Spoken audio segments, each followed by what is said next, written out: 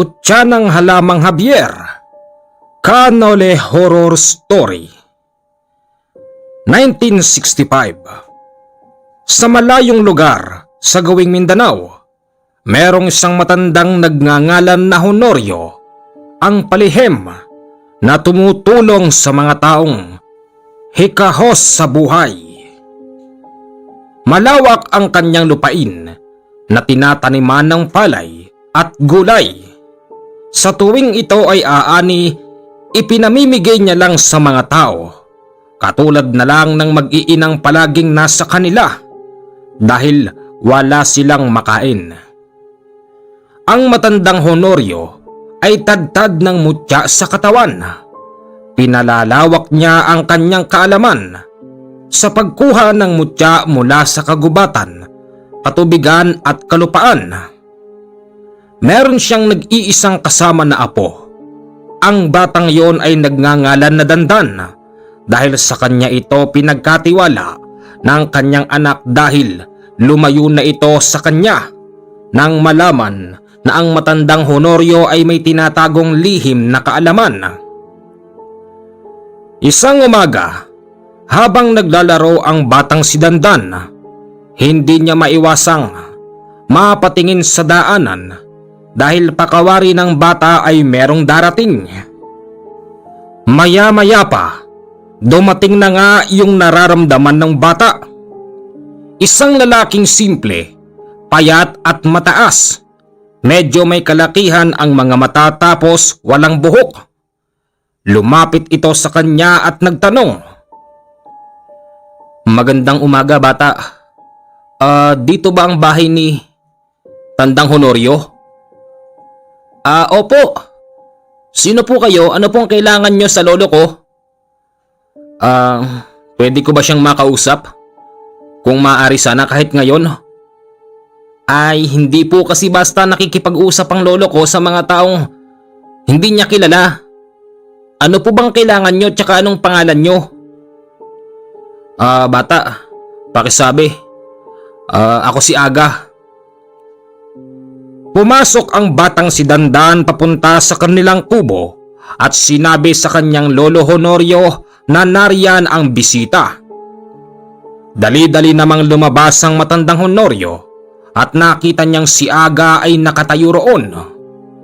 Papalapit pa lamang ang matandang Honorio nung biglang lumuhod si Aga at bumati ng magandang umaga.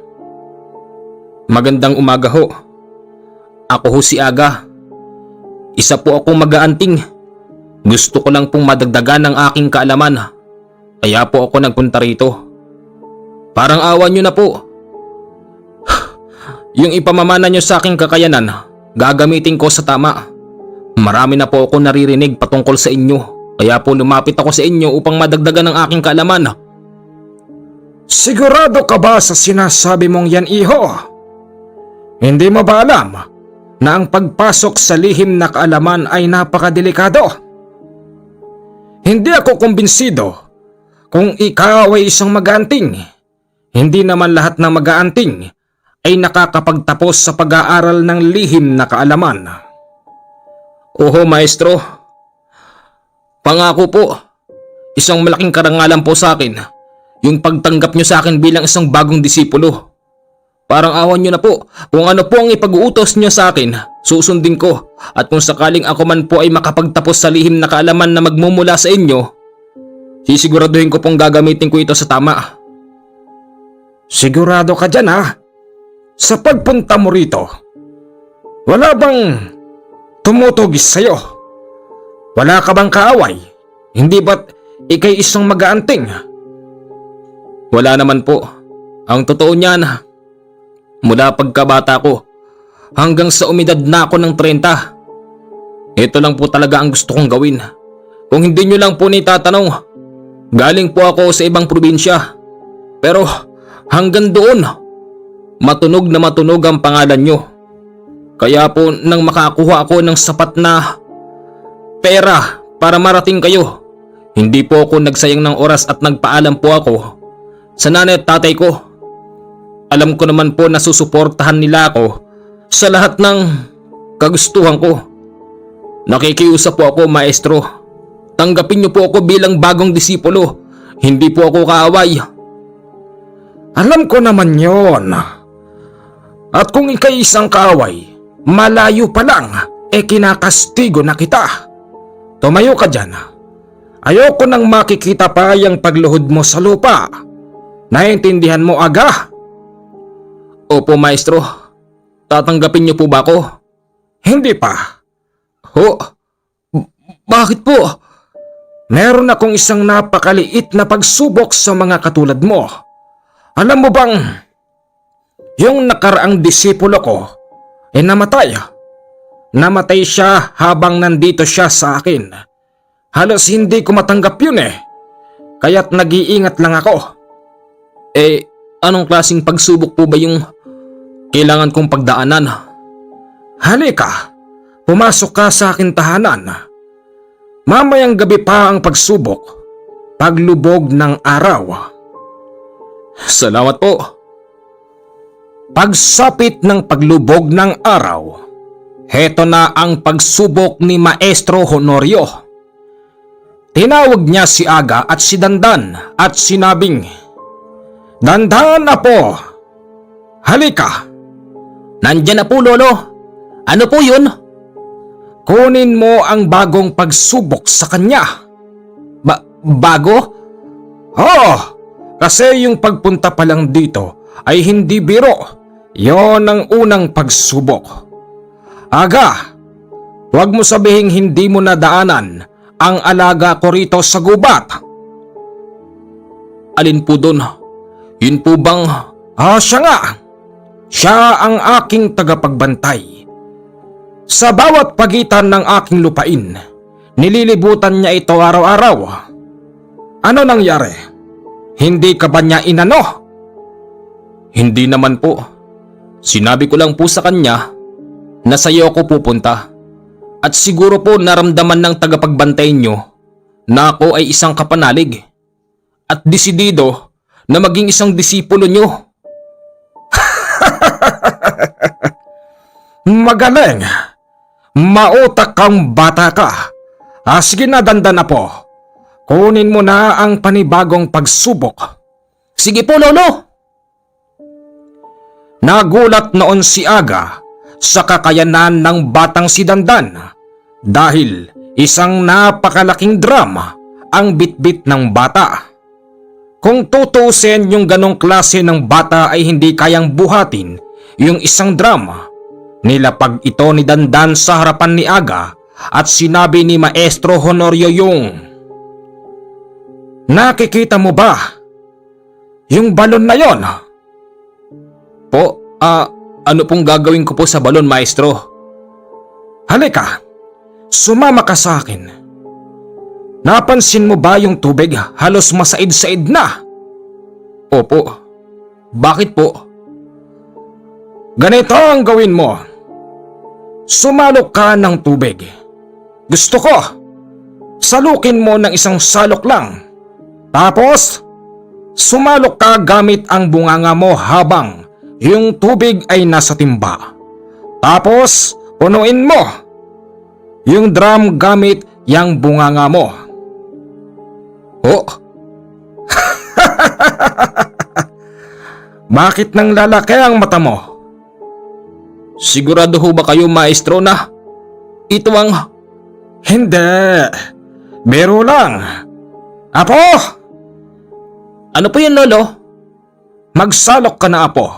Punuin mo ng tubig yung drum para meron tayong ipangdidilig bukas ng umaga. At ikaw, Aga, halika, sumama ka sa akin. Sige po. Saan po ba tayo pupunta? Basta sumama ka sa akin. Ito ang una, pangalawa at pangatlong pagsubok ko sa iyo. Halika. Pagsama ni Dandan sa matandang Honorio, nagulat siya sa kanilang pinuntahan dahil para bang normal lang ang paligid. Andito na tayo. Po, Maestro, ano pong gagawin natin dito sa gabi? Sige, susubukin kita. Kapag natagpos mo ito, tanggap ka na bilang bagong disipulo. Nakikita mo ba ang maliwanag sa gawiroon? Wala po. Sigurado ka? Opo, hindi po talaga. Sige. Meron lang kinumpas ang matanda. Tapos maya-maya pa yung itinuturo niyang maliwanag sa gawiroon ay papalapit na sa kanila. Paglapit nun, agad na binalutan noon si Aga. Isa pala itong damit na lumulutang na napakaliwanag sa dilim. Sigaw ng sigaw si Aga hanggang sa nawalan ito ng malay. Kinabukasan nagising na si Aga at nagulat siya sa kanyang kasuotan dahil nagbago na ito. Maestro, ano po nangyari? Tanggap ka na. Tanggap na po ako? Hindi ka yata makapaniwala. Hindi nga po. Ano tong suot ko?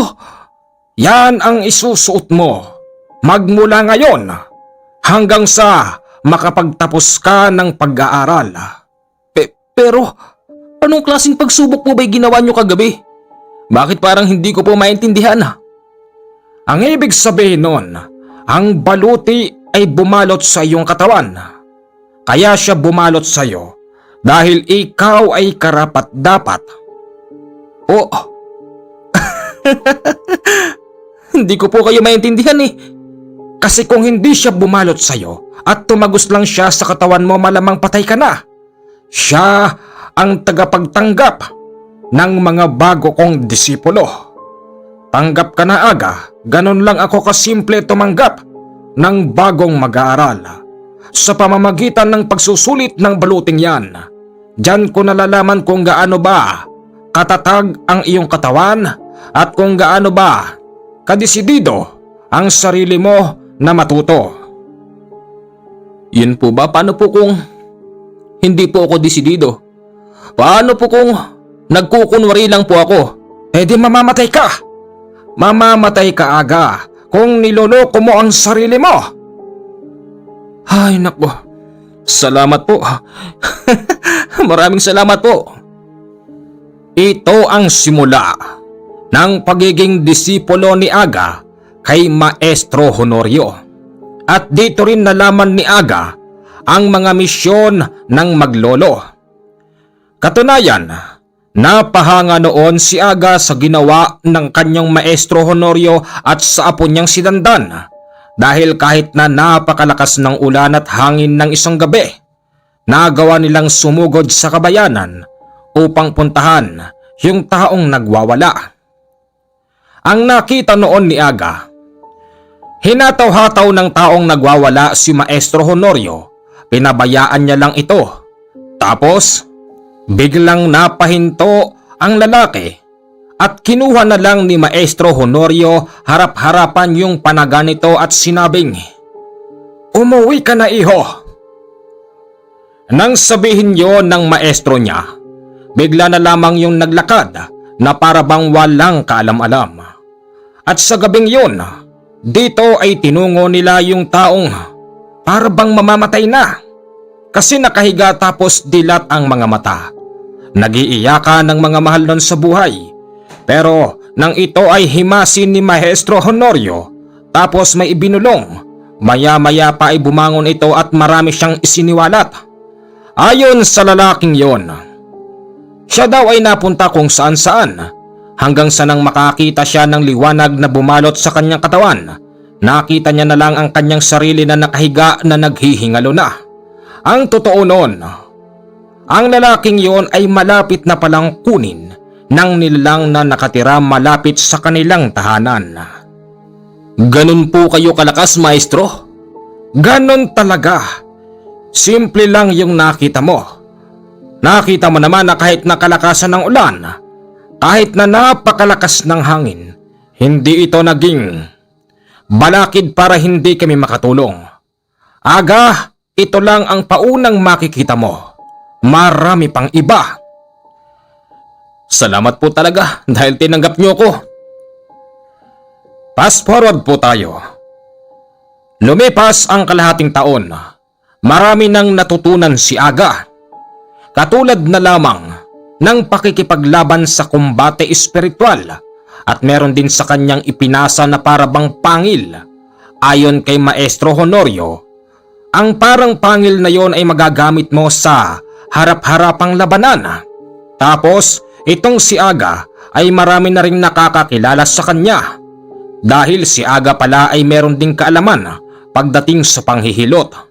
Kapag hinilot niya ang isang taong merong pilay, bigla na lamang na igagalaw yung part ng buto na hinihilot ni Aga, tapos pinapahiran yon ng langis na nanggaling sa bao na walang mata.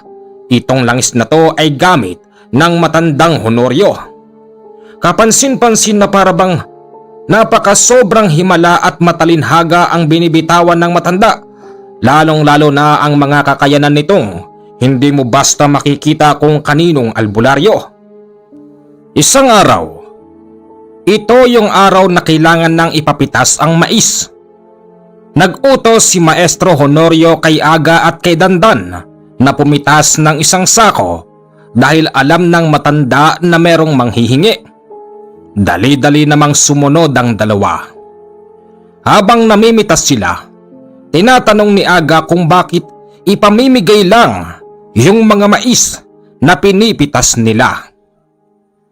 Ganun po kasi ang Lolo Honorio.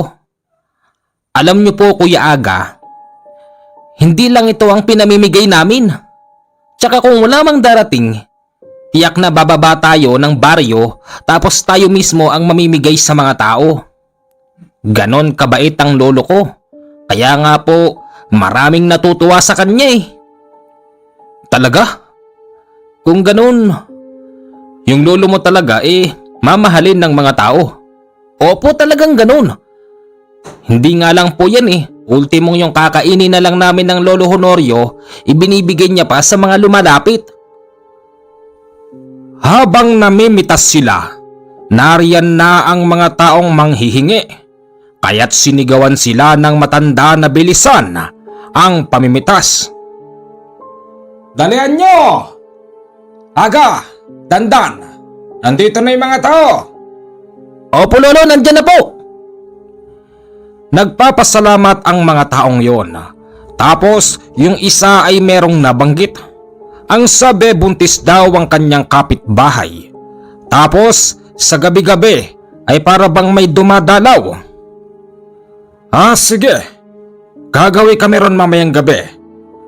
At kung sino man niyang dumadalaw na yan, titiyakin ko sa inyo na hindi na siya babalik kailanman. Kinagabihan, dumalaw nga sila sa bahay na yon at inabutan nilang kasalukuyan na nagle-labor na yung kapitbahay niya. Si Maestro Honorio at Aga ay nasa labas habang ang batang si Dandan ay nasa loob. Aga! Ano po yun, Maestro? Pakiramdaman mong maigi. Baka nariyan ang dalaw, baka dyan dumaan. Opo, Maestro. Sige po. Nalingat lang ng konti si Aga nang biglang may nakapasok na palang tao na hindi nila kilala. Pinapanood ng matandang yon kung paano mag-labor yung buntis. At sino ka? Paano ka nakapasok dito? Aga! Nakapasok to nang hindi mo alam? Maestro, hindi ko po napansin. Sino ka? Anong karapatan mong pumasok dito? Nakita mong may nanganganak. Lumayas ka, baka maging kamukha mo pa yung bata. Di umalis. Sabi mo Yung taong yon ay hindi gusto ni Maestro Honorio yung klase ng nararamdaman niya. Pakawarin niya ay meron itong tinatagong lihim at pakawarin niya ay hindi ito basta-bastang tao dahil kaya niyang itago ang kanyang presensya kay Maestro Honorio. Aga, nalusutan ka nun. Paano kung ayoko nang maulit yan? Opo, Maestro. Hindi na po talaga. Ayoko na pong magkamali sa ikalawa o ikatatlong pagkakataon. Baka mamaya hindi nyo na po ako tanggapin uli. Talagang hindi na. At alam mo bang, sa nangyaring yan, maaaring ikamatay mo pa. Mag-iingat ka. Opo. Ang hindi nila nalalaman, yung lalaking nakapasok ay si alias Kelat. Si Kelat ay isang mataas na uri ng gabunan. Isa ito sa lihim na nagmamanman sa kanila dahil hindi na nito nagugustuhan ang pagsikat ng pangalan ni Maestro Honorio. Ngayon, dumako naman tayo kay Kelat at sa kanyang mga kasamahan. Liliwanagin lang po natin, ito po ay mga alias lang. Hindi po natin babanggitin ang mga tunay nilang pangalan dahil magpahanggang sa ngayon ay nabubuhay pa ang mga kamag-anakan ng mga yon. Baka madinig, yari tayo pare-parehas. Anong nangyari, Kelat? Nakita mo ba doon? Yung matandang Honorio tapos yung Aga? Nakita ko. Huwag kang mag-alala. Para kasing wala akong tiwala sa'yo. Nandoon ka na, bakit hindi mo pa hinugot yung bata? Hoy Bungko, kung makapag-utos ka, akala mo ikaw ang namumuno sa ating tatlo. Bakit hindi ka pumunta ron? Tama na nga yan, Bungko, Kelat. Magpaplano tayo kung paano natin ililibing ng buhay ang matandang yan. Isama na rin natin yung batang si Dandan, pati yung pakailamerong si Aga. Walang kwentang antingero. May tanong ko lang po, kailan ba natin sila susugurin? Masakit na ang tenga ko diyan sa matandang Honorio na yan. Huwag kang mag-alala, Kelat. Meron na akong pinakalat na mga kalahi ko. Kaunting panahon pa, makakakuha tayo ng pagkakataon. Kung ganon, Nanang Bakani, ako ang papatay dyan sa matandang yan. Huwag kang papakasiguro, Bungko. Hindi mo alam kung anong kayang gawin ng matandang yon. Mula katubigan, kagubatan at kalupaan ay kinukuhanan niya ng mutya. Marami siyang kayang gawin nang hindi pa natin nalalaman. Huwag kayong mag-alala. Dahil siya nagpakalat nako ng aking mga kalahi, malalaman natin kung ano ba yung iba pang natatagong kakayanan ng matandang yon. Sige. Hindi na ako makapag-antay pa sa araw na yon. Lumipas pa ang isang buwan. Etong si Aga ay marami ng kaalaman. Maestro, pakawari ko, yung pinaparinig niyo sa akin mukhang malapit na ako magtapos. Ganun lang po ba talaga kadali yun? Hindi po ba medyo mas hahaba pa ang pagsasamahan natin? Aga, sinasabi ko sa iyo ang totoo. Kung kinakailangan nga kahit ngayon magtapos ka na. Bakit naman po? Aga, hindi kita pwedeng pasahan ng lahat ng aking kaalaman. Delikado ang buhay mo. Nararamdaman ko na merong 3 Poncio Pilato ang matagal nang nagmamanman sa atin. Kaya kung maaari ay tapusin na ang pag-aaral mo. Hindi po, maestro. Kung sino man sila na gustong sumubok sa atin, nandito po ako. Sasamahan ko kayo sa anumang laban. Sigurado ka? Ang gusto kong mangyari, mamuhay ka pa ng mapayapa. Mabuhay ka ng mahaba, makatulong ka sa kapwa. Ang laban ko ay akin lang. Walang kinalaman dito ang aking mga disipulo. Siya nga naman po, Kuya Aga. Yung nakaraang disipulo ng lolo namatay dahil nagkamali po siya. Ayaw na pong maulit yun ng lolo. Kaya kung maaari po sana, tapusin mo na po yung huling pahina. Naaawa po kasi ako sa maaaring mangyari. Alam ng aking apo ang nangyari sa nakaraan. Gusto mo bang ikwento ko pa sa iyo ang kanyang kamalian kung bakit siya namatay? Kung maaari po, maestro, sige. Ganito. Isang araw wala kami dito sa bahay. Sinabi namin sa kanya na huwag siyang magpapapasok na kahit na sino. Maliwanag ang biling ko kahit sino. Kaya lang ang problema, masyadong maawain ng aking dating disipulo. Nagpapasok siya rito ng isang matandang parang hindi na makalakad at pinainom niya. Alam mo ba, na sa tuwing aalis ako dito sa aking tahanan, pati ang mga pangontra ay sumasama sa aking katawan. Tapos, nagkataon pa na yung pumasok dito, sadyang malakas. Yon ang sanhi ng kanyang kamatayan. Nakakalungkot pero, ni hindi ko man lang malaman kung sino ba yon. At ang nakapagsabi lang sa akin, yung bantay kong kung napapansin mo'y paikot-ikot dito sa aking nasasakupan. Yung ibon na madalas na dumadapo po ba rito? Siya nga! Napansin mo pala yon, Aga? Opo, napapansin ko. Akala ko nga po espiya. Hindi. Alaga ko yon. Huwag kang mag-alala ron. Hindi siya kalaban. Inuulit ko. Ayoko nang may mamamatay. Kaya't kung maaari lang, tapusin mo na ang huling pahina ng pag-aaral mo sa akin para makaalis ko na rito. Gusto ko makatulong ka pa sa mga tao. Alam nyo, maestro, napakaganda po ng sinasabi nyo eh. Kaya lang sa palagay nyo, papayag po ba kung kayo lang ang haharap sa kanila kung sino man sila? Siyempre gusto ko rin pong makatulong. Katulad po ng sinabi ko, isang malaking karangalan sa akin ang pagtanggap nyo bilang isang disipulo. Hindi rin po ako papayag na hindi ko magagamit ang aking kakayanan kung darating ang araw na yon. Nandito lang po ako, harapin po natin sila kung sino man sila. Naniniwala ako, Aga, ng mga taong yon ay naririndi na sa pangalan ko nang dahil sa pagtulong ko sa mga tao.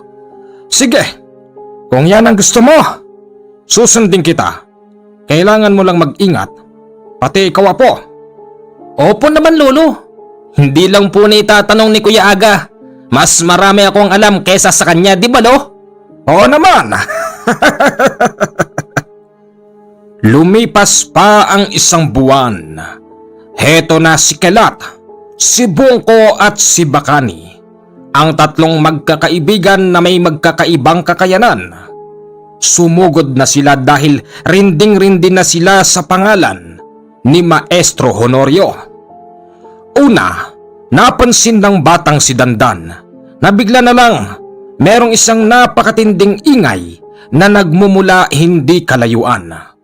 Tapos naramdaman niyang para bang may sumisigaw na tao. Lolo! May dumarating po! Shhh! Naririnig ko yun na po. Ay, heto na ang araw na aking kinatatakot. Huwag po kayo matakot, Lolo. Sabi naman po ni Kuya Aga, handa raw po siyang... alam ko yon. Ayoko lang kasing matulad sa dati. Pero tignan natin. Sa bandang kanan nila, doon nagmumula ang ingay. Tapos nakakita sila ng isang lalaking napakalaki ng katawan. Nakahubad yon tapos nakashort lang. Kapansin-pansin na ito ay pinapalibutan ng kung anong klaseng insekto na naglilikha ng matinding ingay. At ang malupit pa ron, nang daanan nito ang maisan ng matandang Honorio na ubos ang kanyang pananim. Por Diyos por Santo! Anong klaseng tao to? Isang masamang araw sa iyo, Maestro Honorio. Alam mo'y, hindi na ako makatiis, kaya't nagtungo na ako dito sa bahay mo. Nais ko lang namang iparating sa iyo na ito na ang iyong kamatayan dahil rinding-rindi na ako sa pangalan mong pinagsisigawan ng mga tao dyan sa baryo. Maaring hindi mo ako kilala, pero kilalang kilala kita. Nang dahil doon, hindi ko na mapagtiisan pat humanda ka sa akin ngayon. Ano bang kasalanan ko sa iyo, iho? Alam kong mataas ang uri mo, pero syempre, hindi ako basta lumalaban sa mga katulad mong hindi ko alam kung ano ba ang dahilan. Sadyang mahina pala talaga yung ulo mo. At paano ka naging maestro kung hindi mo naintindihan ang sinasabi ko? Ulitin ko sa iyo, masakit na ang tenga ko. Sobrang sakit na. Rinig na rinig ko yung pangalan mo. Sinisigaw pa na ikaw raw ay... Ano? Bakit di mo masabi? Ano? Tama na. Antayin ko lang yung dalawa't pagtutulungan ka namin at idadamay namin yung apo mong si Dandan. Maya-maya pa, nariyan na ang matandang bakani na isang mataas na uri ng mangkukulam at meron pa itong kasamang dalawa na mukhang mga taong hindi na kumakain. Tapos, dumarating na rin si Kelat. Si Kelat naman ay may kasamang 4 na lalaking katulad niyang mukhang hindi na rin kumakain dahil sa sobrang kapayatan tapos namumula pa ang mga mata. Tama nga ang sinabi mo, Bungko. Mauuna ka. Pero ang nakapagtataka, taliwas sa sinabi mo na kapag nauna ka ikaw ang unang lalaban. Bakit hindi mo ginawa? Paano ba naman? Meron akong naramdaman na kakaiba. Ang sabihin mo, Bungko, natatakot ka din. Matapang ka lang pag hindi siya kaharap. Tama na ang usapan nyo. Ano ba ang kasalanan ko sa inyo? Malaki ang kasalanan mo sa amin. Alam mo bang yung mga nagkandamatayan sa baryo kami ang may gawa? Tapos yung ibang mga biktima namin, sinasalba mo pa. Yun ang dahilan kung bakit rinding-rindi na ako sa'yo, tanda. Yun lang ba? Anong dahilan nyo bakit kayo pumapatay? Ginagawa namin yon para magsigsilayas na sila sa baryong kanilang sinilangan. Dahil ang gusto naming mangyari, kami ang maghahari sa baryong to. At lahat ng mga tao doon ay palalayasin namin kung ayaw nilang lumayas harapin nila ang kanilang kamatayan. Yan lang. Talagang napapahanga na ako sa mga katulad nyo. Yung mga katulad nyo ay merong maliliit na kokote. Pwede naman nating daanin sa maayos na usapan, hindi sa kamatayan. Pero yun ang gusto naming mangyari. Hindi ba, Nanang Bakani? Yun na nga, kaya humanda ka sa amin, Honorio. Papatayin namin pati yung apo mo at yung iyong disipulo. Hindi na nakapagpigil pa yung tatlo. Kaya ang tatlong yon ay sabay-sabay na humalipaw kay Maestro Honorio. Doon sila nagkamali. Masyado nilang minamaliit ang matanda. Akala nila'y mahina na yon pagdating sa paggalaw nang dahil na rin sa edad nito. Pero nagulat sila ni maski isa sa kanila ay walang nakatama. Etong si Bungko na isang mataas na uri ng mangbabarang ay gumagamit ng salitang Latin. Nagpapakalat siya ng lason para maloko niya ang matanda at nang sa ganon, matalo nila ito ng mabilisan. Pero dyan sila nagkamali dahil ang batang si Dandan ang palihim na sumasawata sa pinapakawalan na Latin nitong si Bungko. Anong nangyayari, Bungko? Bakit hindi tumatalab yung ginagawa mo? Abamalay ko! Ano bang nangyayari dito? Walang kwenta, walang silbi yung mga pinaggagawa nyo. Ano na? Sugod na, hinahantay ko kayo. Huwag niyong mamaliitin ng isang matanda. Mas marami akong kayang gawin kesa sa inyo.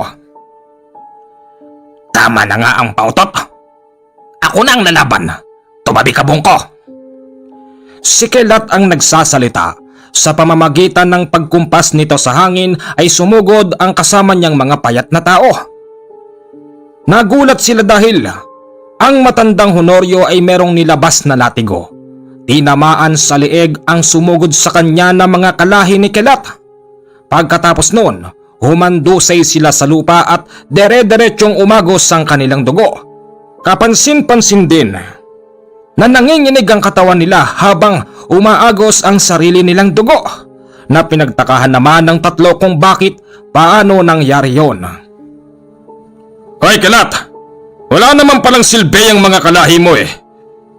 Tignan mo! Kinakain na sila paunti-unti ng lupa. Hoy, tanda. Anong ginawa mo sa mga kalahi ko? At bakit? Anong bakit? Hindi mo kasi alam kung ano ang nakalagay sa latigo. Tignan mo! Yan ang... Oh, ito nga! Alam mo rin palang nakalagay dito. Kung ganon, hindi tayo mananalo sa ganyang klase ng pakikipaglaban. Bungko? Ano po yan? Kilat, bakit? Tumabi kayong dalawa. Ako na ang bahala. At nagyayabang pa ang matandang to. Anong magagawa ng isang katulad mong uugod-ugod na? Matanda ka na! Magretiro ka na! Gusto ko lang sabihin sa'yo, matandang Honorio. Ako lang naman ang pumatay sa dati mong disipulo. Ano? Imposible. Ikaw ang pumatay kay Limuel. Ako nga. At ako lang naman din ang pumasok sa tahanan mo upang patayin siya. Hindi ba't 3 taon pa lang ang lumilipas? Siguro naman sariwa pa sa isip mo yung mga sinumbong sa iyo ng mga alaga mong ibon. Siya nakapagsabi sa akin.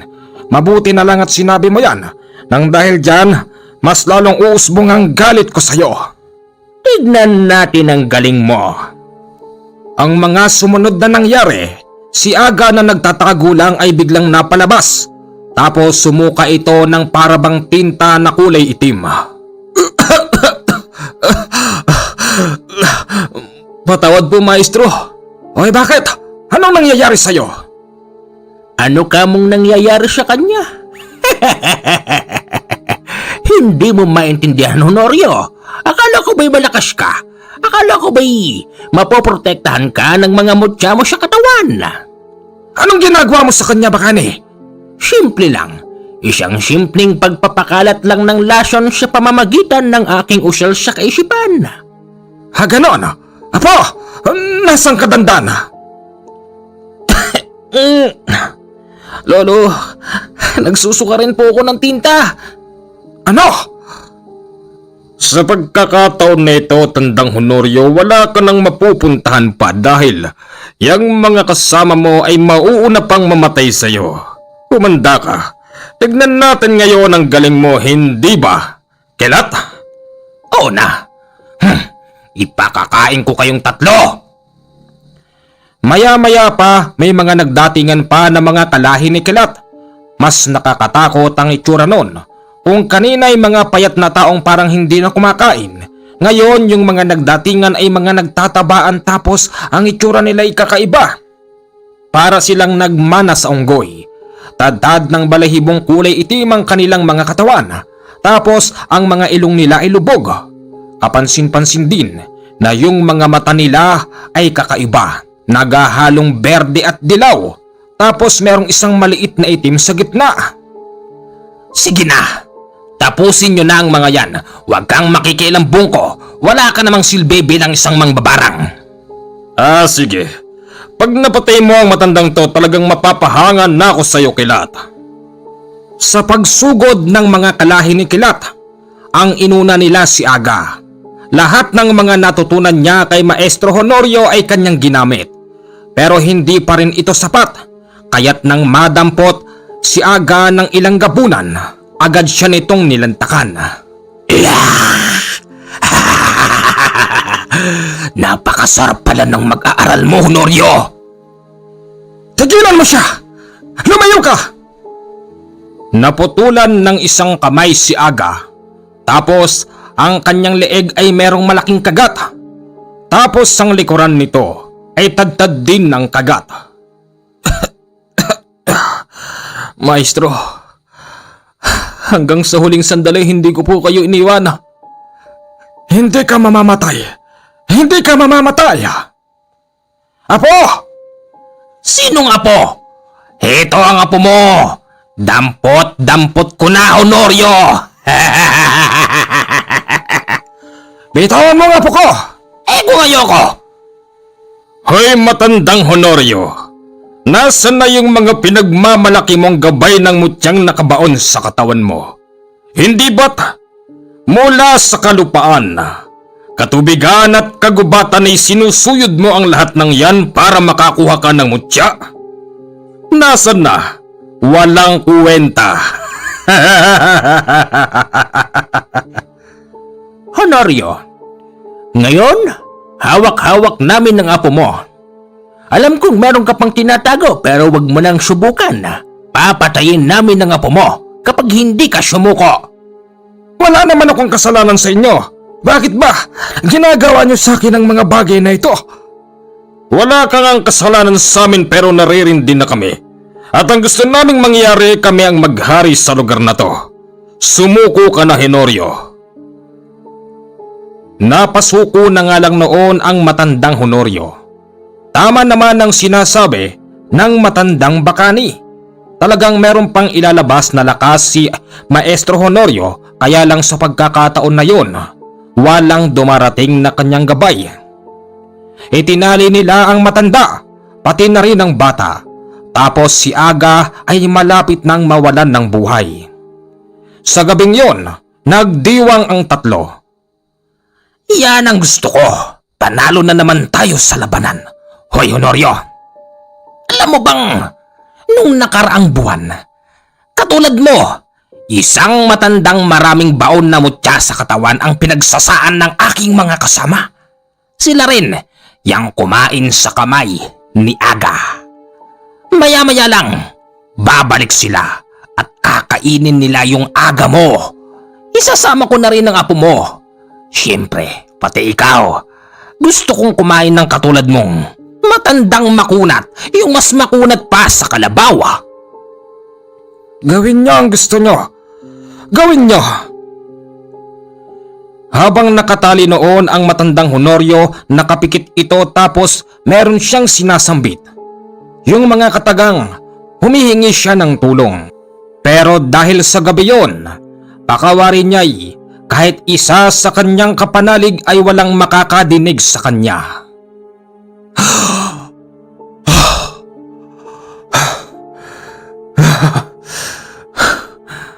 Anong nangyayari? Maestro Honorio! Narinig kita! Ikaw ba yun? Ang nagsasalita sa eksena walang iba kung hindi ang kanyang kapanalig na si Canole. Tulog na siya ng mga oras na yon, pero nadinig niya ang panawagan ni Maestro Honorio. Hindi na siya nakatulog noon hanggang sa umaga, kaya't dumiskarte siya.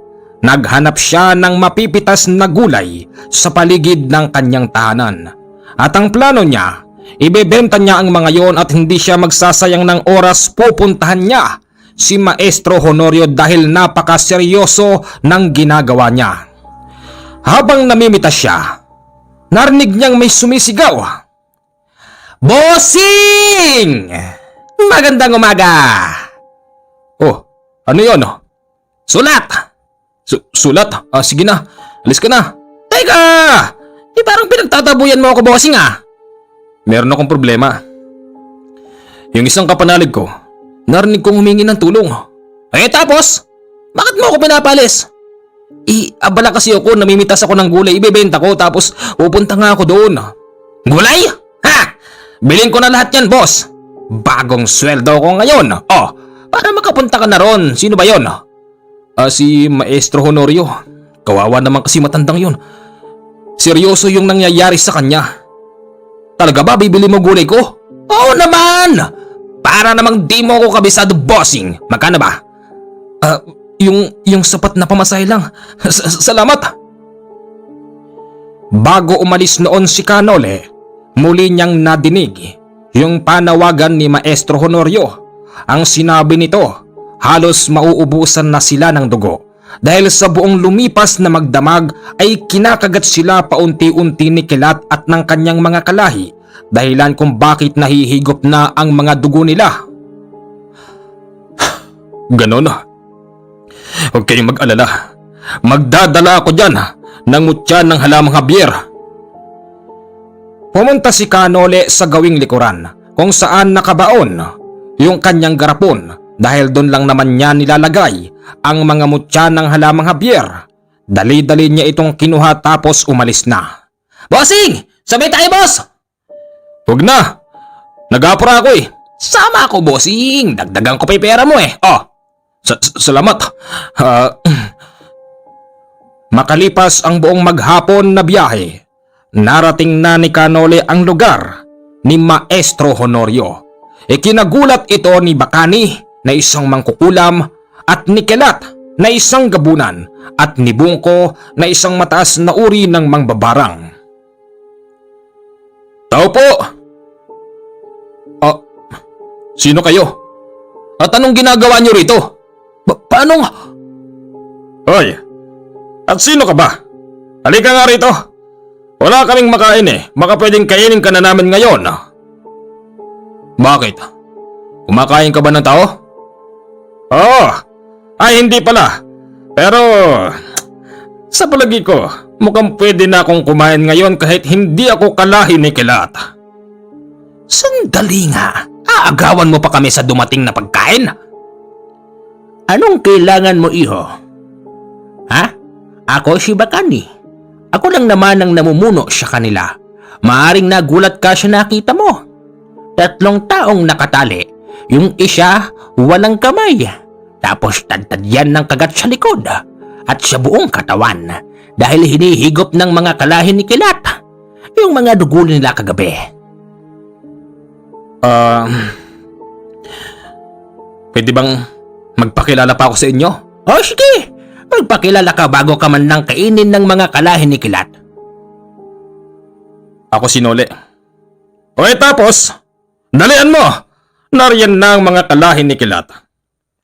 Nagpunta ako rito para pagpapatayin kayo! Aba! Matapang! Talagang matapang. Kilat, ipakain mo yan sa mga kasama mo. Kung inaakala niyong kaya niyo akong kainin ng ganun lang kadali, diyan kayo nagkakamali. Nagulat sila sa mga sumunod na nangyari dahil para ba silang nabulag sa pagkakataon na yon. Nagbago yung itsura ng paligid. Kung kanina puro puno, ngayon purong puti ang nakikita nila tapos hindi sila makagalaw. Lumakad si Kanole papunta sa 3 taong nakatali sa likuran. Ang una niyang nilapitan, si Maestro Honorio.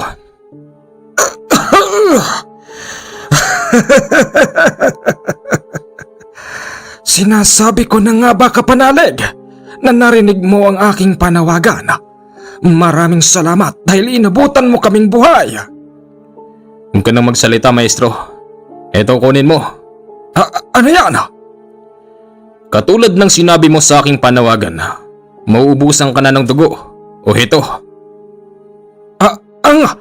Ang mutya ng halamang Javier. Siya nga ito. Dali-daling ibinaon ni Kanole sa katawan ni Maestro Honorio ang mutya ng halamang Javier. Maniwala kayo o hindi, dito pa lamang nagkaroon ng buhay din yung mga nakabaon na mutya sa katawan ni Maestro Honorio at nang tawagin ng maestro ang kanyang gabay, madaling nagdatingan ng mga ito. Sa madaling sabi, parang yung mutya ng halamang Javier ang nagbigay ng buhay sa kanila. Naputol yung pinagtalian kay Maestro Honorio nang tawagin niya ang kanyang mga gabay. Kasabay nun, yung pagkakalusaw na taling baging na iginapos sa kanyang katawan. Sino ito? Iyan si Aga. Siya ang aking disipulo. Aga? Ayos ka lang ba? Ako po si Aga. Ako po ay isang disipulo. Hindi ko po sila iniwan hanggang sa huli. Huwag ka mag-alala. Aga, mabubuhay ka pa. O ito, tanggapin mo. Ibinaon din ni Kanole sa kanyang katawan yung dala niyang mutya ng halamang Javier. Maniwala kayo o hindi, putol man ang kanang kamay ni Aga, pero pakawari niya'y bumalik ang kanyang lakas. Nang dahil doon naputol ni Aga yung itinali sa kanya. Ano po nangyari? Bakit bigla ako naging ganito?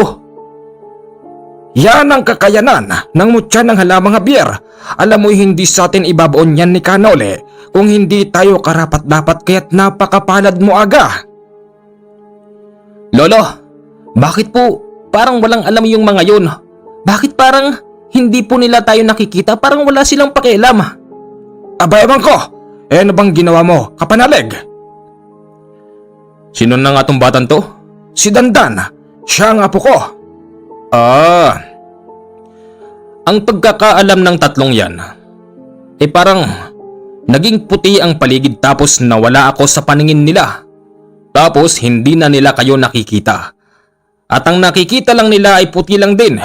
Kaya't wala silang kaalam-alam na meron na akong ibinaon sa kanila.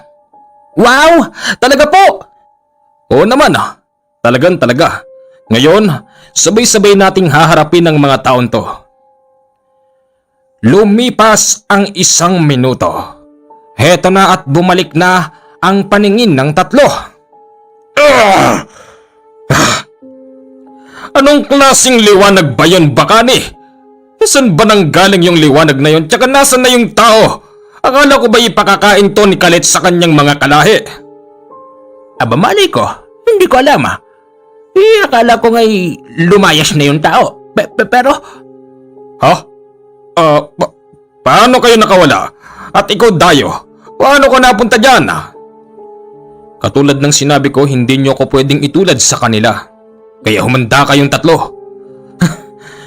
Kaya pala, hindi ako mapakali Kaya pala gustong gusto kong magpunta rito dahil ganito na pala ang sitwasyon.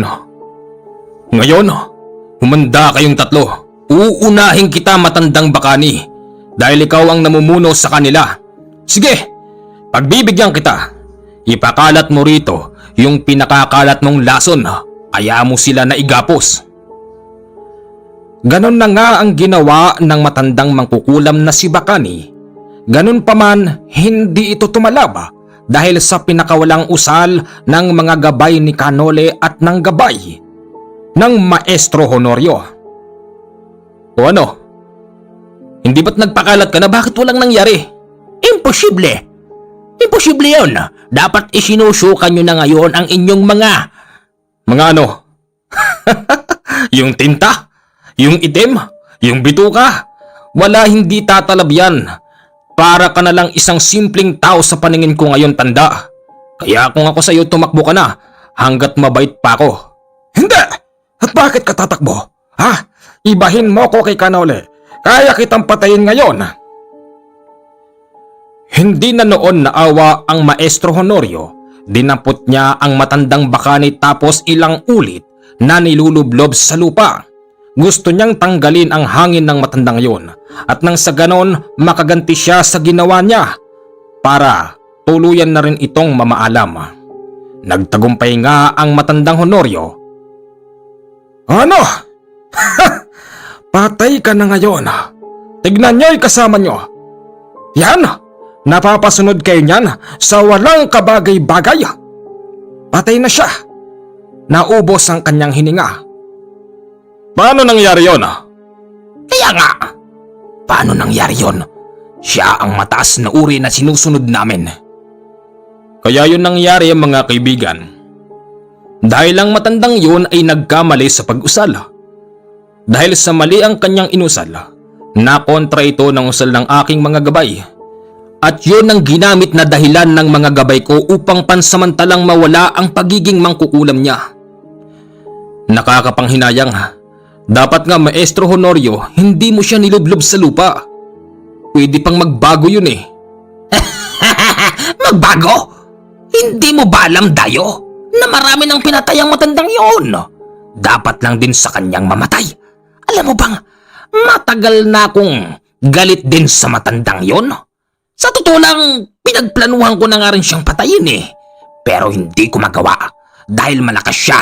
Kaya niya kaming pasukahin ng sarili naming bituka. Ganon. Sinasabi mo bang... Oo, sinasabi ko. Sinasabi kong matagal na akong galit sa kanya. At hindi nga magtatagal Kaming dalawa ni Bungko ang papatay sa kanya. Dahil matagal niya na kaming inalipin. Hindi ba, Bungko? Ha? Totoo yun. Huwag nyo kaming pinag-uuto. Kaparehas nyo lang din siya na dapat na mamatay. Sa galit noon ng matanda, sa dalawa, kumuha ito ng itak sa loob. Yung itak na yon ay para bang nagbabaga dahil umuusok to. Nang makita yon ng dalawa ay dali-dali silang nagtatakbo.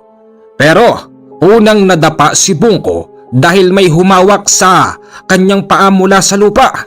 Hoy! Bitawan mo ako! Anak ng... Yan. Kinakarma ka na, Bungko. Sa dami ng napatay mo bilang isang mangbabarang, yung mga nilibing nyong buhay, naghihiganti na sa inyo. Huwag mong isipin na ako ang may gawa niyan, hindi ko alam kung sino ang mga yan.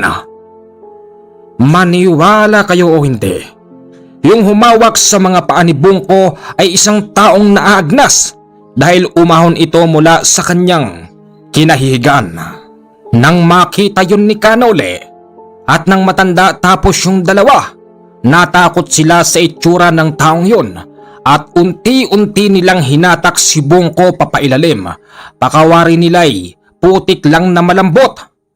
Yung mismong tinatapakan ni Bungko kaya't madali siyang nahatak pababa. Maestro Honorio, may maitutulong pa ho ba ako? Huwag ka nang gumalaw aga.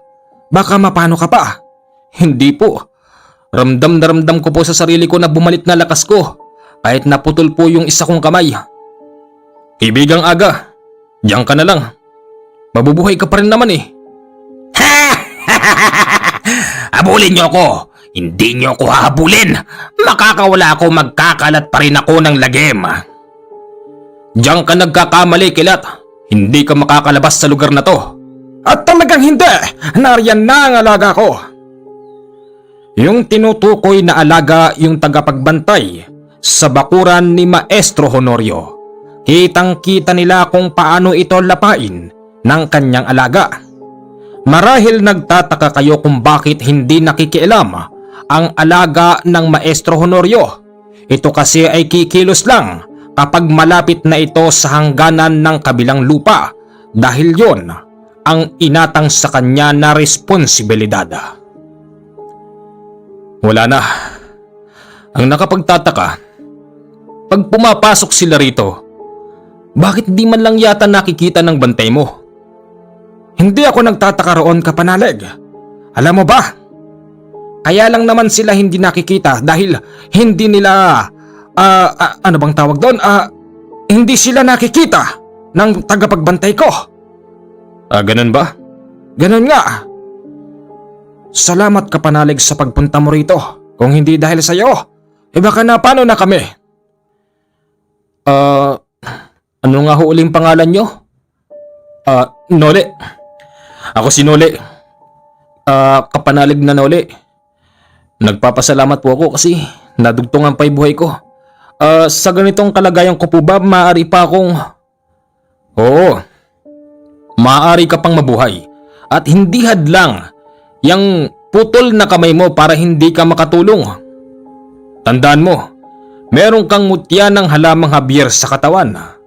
Nang dahil dyan, makakatulong ka pa at kung ano man ang responsibilidad mo, natitiyak ko sa iyo na magagampanan mo yan ng maayos. Lolo! Ano pong gagawin natin sa mga lusak-lusak na katawan ni Kilat? Tapos, ito pang iba Kunin natin.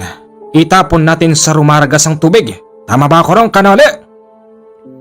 Tama ka doon. O sige na, pagtulungan natin. Salamat sa aking mga gabay. Salamat sa itaas dahil hindi nila tayo pinabayaan. Salamat din sa iyo, Kanole. Ikaw ang naging instrumento para madagdagan pa ang buhay namin. Labis kong ipapasalamat sa iyo yung ibinigay mo sa aking mutya. Ito ang isang dahilan kung bakit nagdatingan din ang mga gabay ko. Walang anuman yun.